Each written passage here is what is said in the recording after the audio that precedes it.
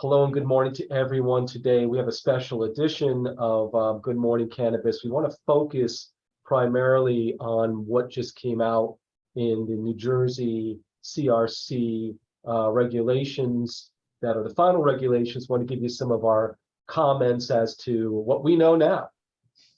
And I'm here with my partner and friend, Adam Olsberg, and Adam is handling all the slides.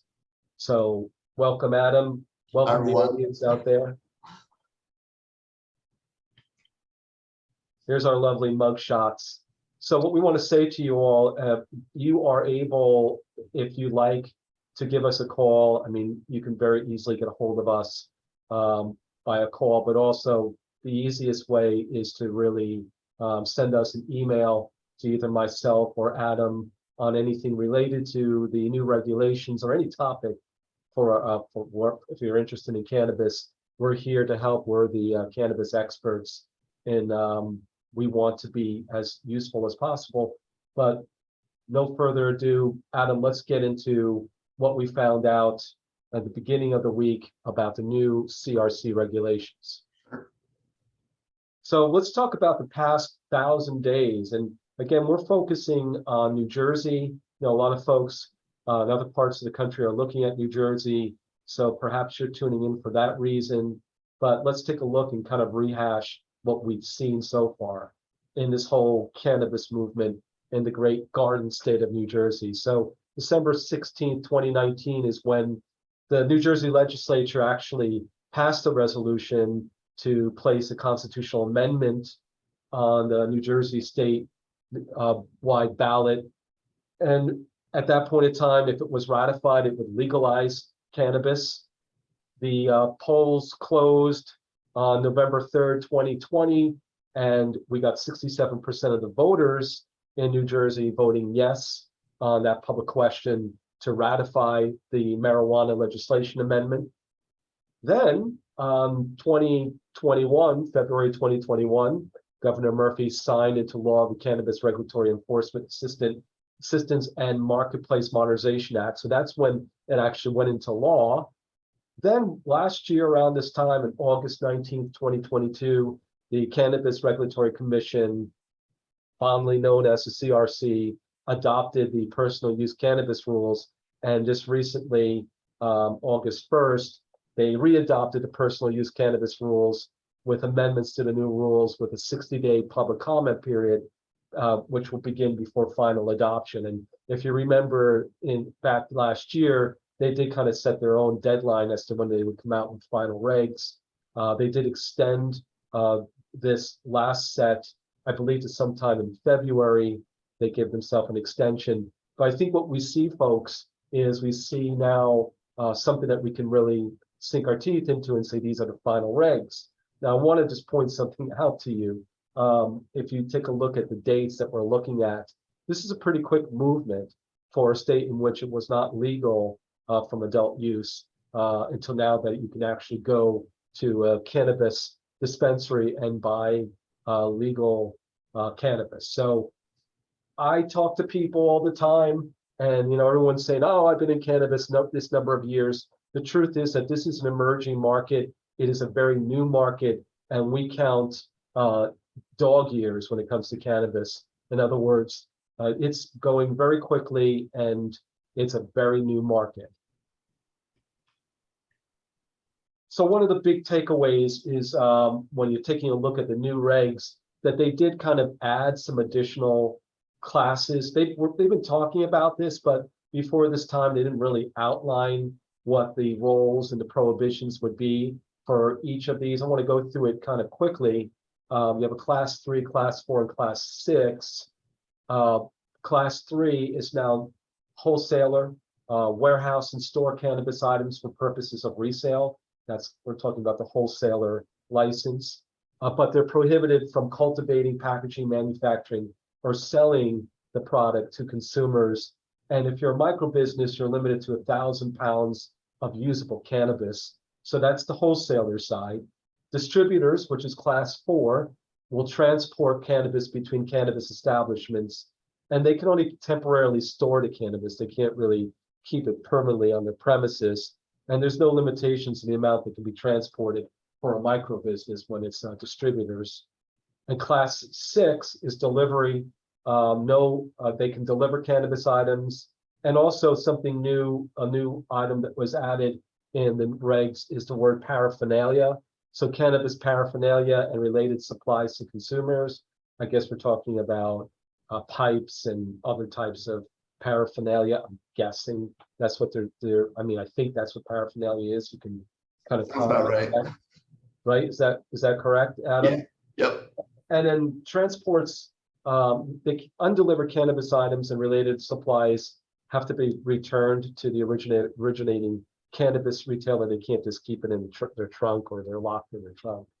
And there's no limits to the amount that can be delivered for a micro business. So what you see, I think, Adam, is you now see like the full car, the full vehicle. Before, I think you only had parts of the vehicle. Now you do have, from cultivator, manufacturer, the wholesaler, distributor, you have the retailer, the delivery. You pretty much have the whole vehicle so that this can be a viable industry. Do you agree?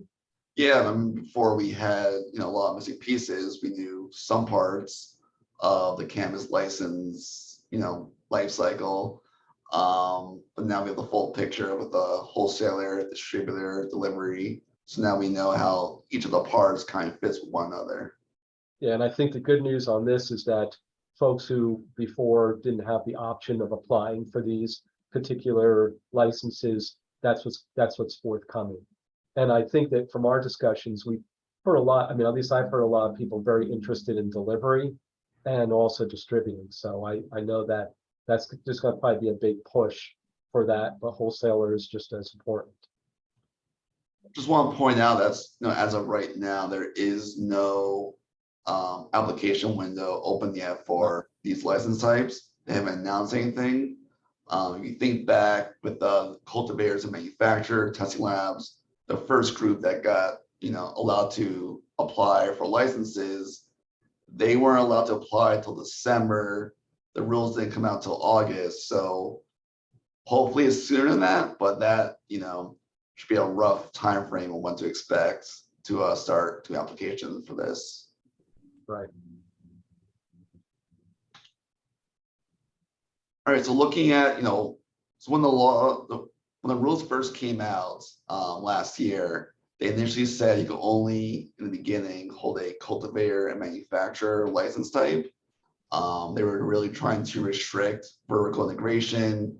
That was basically prohibited until 2 years after the law, starting 2023. So with these new rules, they actually modified that slightly. So wholesaler and distributor can each hold each other's license types, and the same thing for retailer and delivery. The retailer and delivery that was speculated about for a little while. This definitely confirmed that retailers can also do delivery. But really the new one is a distributor. Initially, it sounded like distributors, if you have that license type, that's all you could do. But now they've come out and confirmed that if you distribute, you can also wholesale or vice versa. And the state will apply after the 2-year window. Before, if you had a distribution license, you were initially prohibited from holding any other license type, but you will be able to hold a wholesaler once that 2-year window comes up, which was different from the initial rules. So just going over some items that they clarified on. So one of those is a social equity excise fee. So initially the rule said that was going to be 1/3 of the average retail price of an ounce. So what they come out now to say is 9 months after the first sale or transfer of usable cannabis by cultivator, and this is excluding any expanded ATCs, so the medical dispensaries who are currently doing recreational. They now have a breakdown of how much to expect from a tax standpoint. So you can see here to the right how that breaks down. Essentially, the higher the price of an ounce, the less the fee will be. So you can see, if it's $350 or more, it's $10 per ounce of usable cannabis. However, if it's less than 200, it's $60 per ounce of usable cannabis. So that's going to break down. And also they announced that, every November 1st, they'll announce any changes to the fee, and that'll be effective starting that following January, so the start of the new year. So they will give a little window of notice to let you know when that fee changes and how much that's going to change by. But this kind of breakdown of what to expect the beginning of this industry. So Adam, just to kind of comment on that, what's kind of interesting is that it seems like as the price of cannabis from a retail perspective drops, it seems like the excise fee actually goes up on the cultivator side. So I'm wondering why you think they did it that way. That's a good question. I mean, they didn't want to do as like a percentage of sales or anything like that. They kind of stuck it to an ounce. I guess they're trying to really keep the price overall low. So if the price of an ounce is pretty expensive in the first place, where the top one, $350 or more, they don't want to overly tax it, where it just makes the industry even more, non-competitive with the underground market, the illicit market. When the price is cheaper, they have more leeway on how much the tax could be. But I think that was kind of the mindset there of what they're doing with it. Okay. So just going over some additional items. So with advertising, advertising is definitely an area of difficulty for, cannabis operators. You're very much limited on how and where you can advertise in general, just due to the feral nature of the product. But under New Jersey law, online advertising is going to be allowed with no restrictions. They did add streaming services. So advertising on streaming is prohibited from 6 a.m. to 10 p.m. So that's now going to join television and radio advertising, where it's prohibited from those times. They also clarified regarding billboards. So any kind of billboard must now be on the premises of the real estate location of the operator. You can't have an off-premise billboard. So that's a little different from other states out there, which a lot of cannabis operators, their main advertising is essentially billboards. So you see other states, there's lots and lots of billboards. Think of Colorado. When you land, you're going to see nonstop billboards driving to Denver, all the different cannabis companies. So I guess they were trying to avoid that here. The other aspect they clarified is for license holders. So if you hold a license, who else in your immediate family can also hold a license?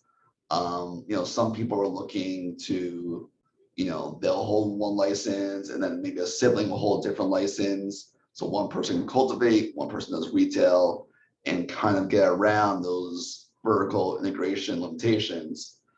So the CRC says now, if you're a license holder, then your spouse, domestic partner, civil union partner, child, sibling, or parent cannot hold a separate license. So once one person in your immediate family has a license, no one else that fits, one of these titles can also hold a license.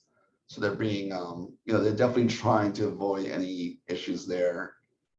And the other one, just to clarify, for delivery services, initially the rule said you only need one employee to drive the vehicle and deliver to the customer. That will remain the same. They didn't change that. So that's a big win for delivery service companies. You won't need 2 employees. So in other states, you would have to have one employee in the vehicle at all times, while the other employee delivers to customers, which definitely impacts the profitability of the service. So that is something that's definitely a big, big win for delivery. So this is I'm picking up from you some other areas of clarification because this has come up, I know a lot of folks have been calling us about this too, that micro business, the 2,500 square feet limitation is for the physical plant. And when we're talking about the micro business cultivator, the grow canopy will not exceed 2,500 square feet, measured on a horizontal plane, and 24 feet measured vertically above the plane. You know, when you're trying to plan out as a micro what your layout is, it's important to know what is included and not included in that 2,500 square feet. And also the micro business cultivator cannot process more than 1,000 mature cannabis plants each month. So, you know, when you're doing cultivation, you have plants in different stages. You have seedlings. You may have some little items that have been kind of cut off, and you're trying to get things to grow. So that's kind of good news. Which is 1,000 cannabis plants, then maybe you would really be seriously restricted. So micro business, I think they've kind of clarified more what the 2,500 square feet is talking about. And also impact zone businesses or micro business conditional licenses cannot make any changes to the location that causes the applicant to no longer comply with the criteria. I guess they had to put that in there, that once you got the conditional license, you don't change the location and therefore no longer in compliance with what impact zone and micro business actually means. Result in non-compliance and denial of conversion application for conditional applicant. So you don't want to kind of mess around with that. Once you pick the location, you can't really change it, and therefore fall outside of what micro businesses impact zones are all about. Yeah, CRC was definitely trying to prevent any kind of loopholes from getting in there to give anyone an unfair, advantage. Okay, and this is one that really struck. I mean, when I was reading through the CRC, all 360 plus pages, this kind of jumped out. And I just want to kind of talk about it. Prohibition of management service contractor, funding service sources, vendor contractors from receiving enumeration in the form of ownership interests in a cannabis business license holder. What we've seen in other states, and even I know some professionals, hopefully it's not you, if you're a vendor, you could be an accountant, an attorney, or someone writing the apps, you're looking to be remunerated, not just in some type of fee, but also taking an ownership interest. That's actually highlighted in the rules that's prohibited. And I think that's something that is new. If it was buried in there, I don't know, but that's kind of stuck out to me. Also, the license holder needs to make a good faith effort to recruit and employ or contract with vendors, contract persons who would qualify for the social equity requirements. And in that, if you actually read the CRC rules, they're saying you really need to document well how you went through that process of identifying those individuals, whether you're recruiting them for outside services or as employees, that you really did take careful considerations in recruiting folks who would meet those social equity requirements. So that's somewhat new. I think that's a kind of a movement to kind of be more social equity favorable. We can talk about that in a minute. And there was a lot of detailed information provided how to destroy or dispose of cannabis or cannabis items. I thought that was interesting too, that I guess nobody thought about, well, what do you do when you have outdated cannabis products or outdated flower? So they put in some very clear specifications. Record keeping requirements for wholesalers, distributors, and delivery service was also kind of new information that was brought out in this new CRC, obviously, because they're actually now talking about those licenses. So some key points to keep in mind. The newly adopted rules do re-emphasize the Cole memo, the 8 federal enforcement priorities. So just a reminder, the Cole memo, we're just detailing, as long as you don't do these certain things, sell to minors, allow criminal enterprises to generate revenue from this, legal market. As long as you don't sell to other states, that the federal government will leave you alone. So it does reemphasize that. Just keep also in mind that, as it's still illegal on the federal level, federal rules can always change as that, as long as it stays in that area of, that gray area of illegal federal, but legal on the state level. So while this is the current rules and priorities of the federal government, it's always subject to change based on the administration at the time. So there's something to just keep in mind. There's also some transfer of ownership issues. The CRC is definitely trying to ensure,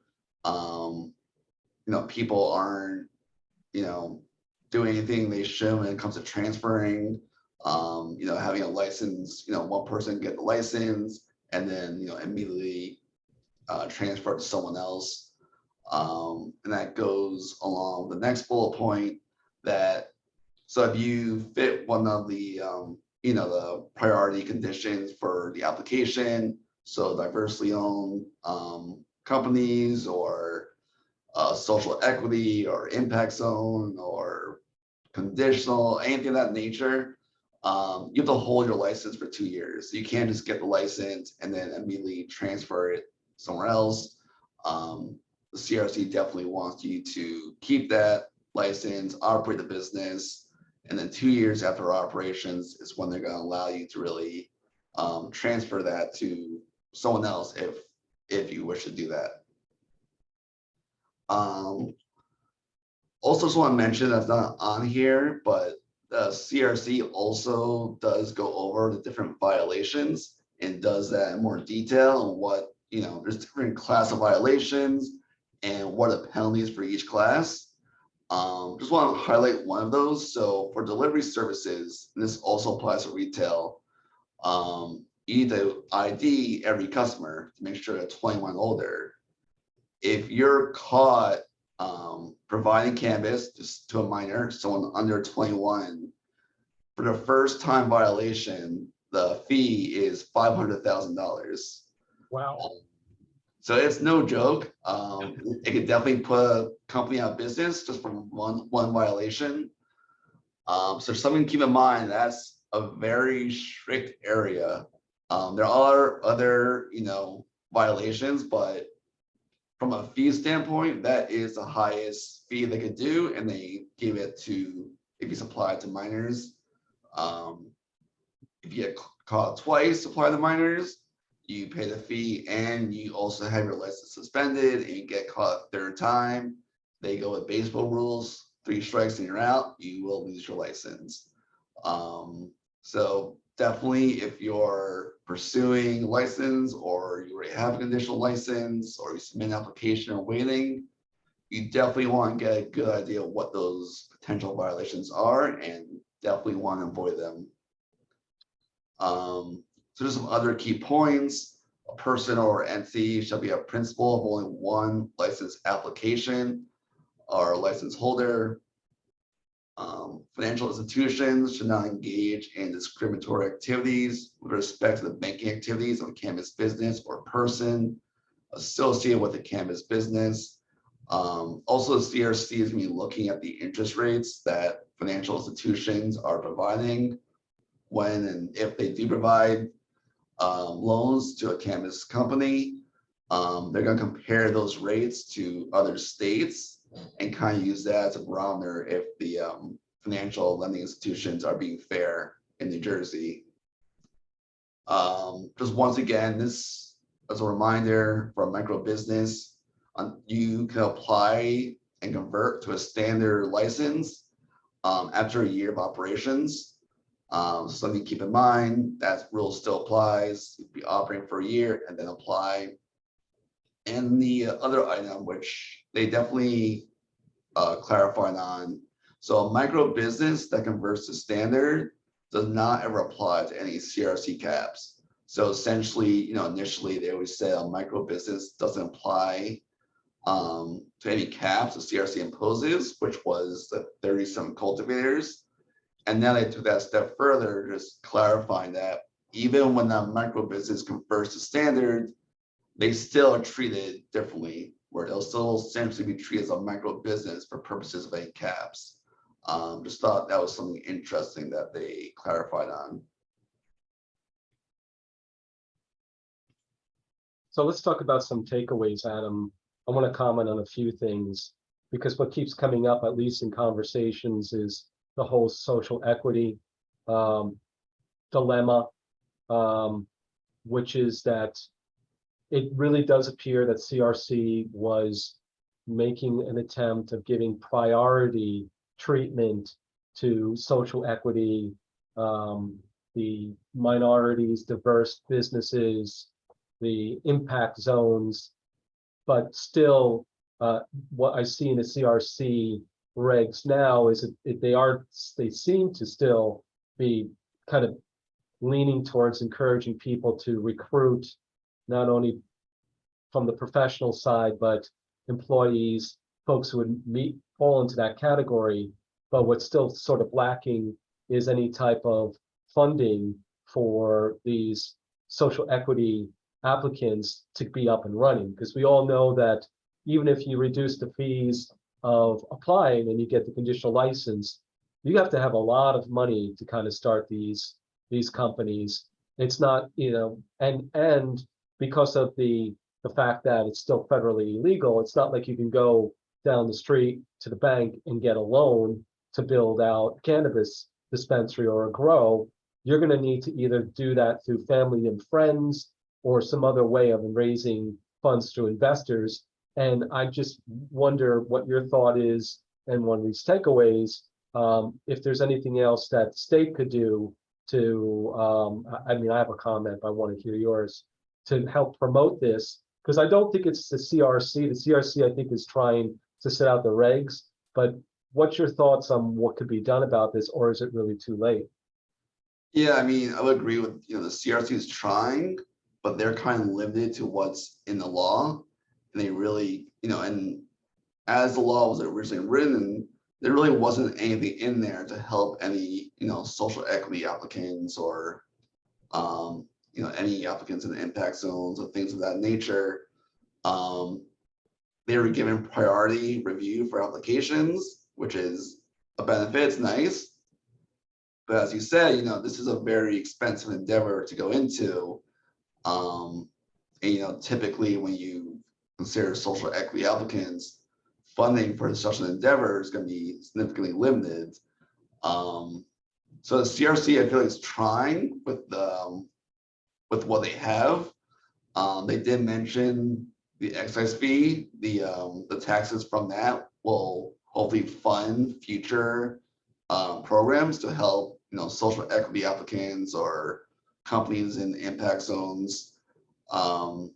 But at the same time, you want to be one of the first ones out there. So while that help may come later on, it may be too late for a lot of people, because they'll miss their first round of customers and get their name out there and the brands. They may be late to the game and have a disadvantage again. So I think the help really needs to come from the state level. The state should be looking to pass some, additional financial help. If they truly want to see this industry, thrive, and, they definitely made it a priority for social equity applicants, they should go take a step further and make sure that those priority applicants have every chance of success. And that should be, funding from grants and, low interest financing that the state can provide. When you look next door to New York's providing a pretty significant social equity funds. Yep. So New Jersey is really not doing much of anything. Right. So I think in that standpoint, the state could be doing more. I think the CRC is doing as best they can, but I think it really comes down to the state legislature. Agreed. So that's one takeaway that I wanted to kind of bring up. The other, one more, and then I think we can probably wrap this up, is that I think that these final regs, there are some things that I would probably comment on, and that'll be a future webinar that we'll kind of address. But for the most part, I'm pretty pleased that the final regs are out. I think it does provide a path, other than what we just talked about, social equity. It provides a path to see the industry actually finally emerge. One other takeaway is that, I'm still questioning the amount of time it's going to take for conditional to actually turn into, do the conversion to an actual annual license, if that's enough time, or if people are going to run out of time, if perhaps the CRC needs to allow for more time to make that conversion. What's your thoughts on that? Yeah, I mean, as everything currently stands, you're gonna see a lot of conditional applicants have their licenses expire. There's just not enough real estate for everyone out there. I think the CRC knows that. They're going, it's gonna be 165 days, I believe, or 160 days 120 that, plus 45. Yeah, 120 plus that 45. conditional applicants can have, but a lot of them are trying to get more funding to either get the real estate. It's going to take a lot of time. I'm not sure they have enough time currently to really make it work. Yep, agreed. So Adam, let's wrap this up. Sure.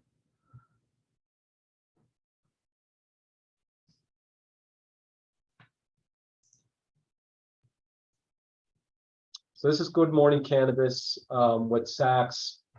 This recording is part of that, but we put out new material every week, talking to different experts, answering some of your questions. So if you haven't been following, this is an opportunity for you to start to follow. It's on our website, but also on Spotify and on YouTube. So check us out there. And I think with that, we can probably say thank you. What do you think? Yep. Slide says thank you. So thank you, everyone. Gotta read it. Thank you. And being kind of following us on social media, follow us on LinkedIn. We are going to be speaking at different events, upcoming events. And we really want to thank you all for being part of this webinar. And I think that's a goodbye. What do you think? I think it's a goodbye for now. Okay, take care, folks. Okay, bye. Bye.